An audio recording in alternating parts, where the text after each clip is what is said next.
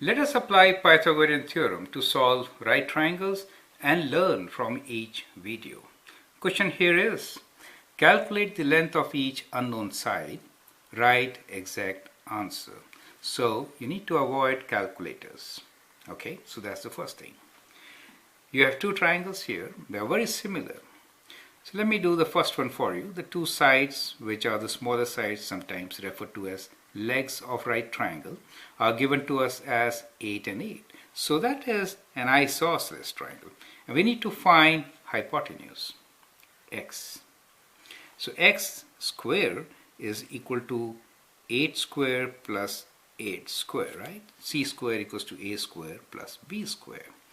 Now 8 square plus 8 square means 2 times 8 square, right? So we can write this as 2 times 8 square, right? So it's a good idea to write like this. Now if we square root it, what do we get? So x is square root of 2 times 8 square.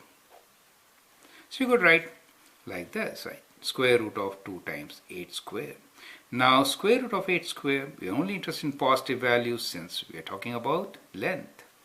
So square root of 8 square is number 8 and we are left with square root 2 inside the bracket. So that becomes the length of hypotenuse. Exact answer. Do you see that? So that is how you should be solving such questions. So what do you note here? If we have an isosceles triangle, do you see a pattern? Well, make a note of this pattern. The pattern is that the hypotenuse is square root 2 times the side length. Do you see that? So that is the relation. Hypotenuse is square root 2 times the side length. Now here we have a question. I'd like you to solve it, and then what answer do you expect? Y should be equal to 5 times, you know what, square root of 2.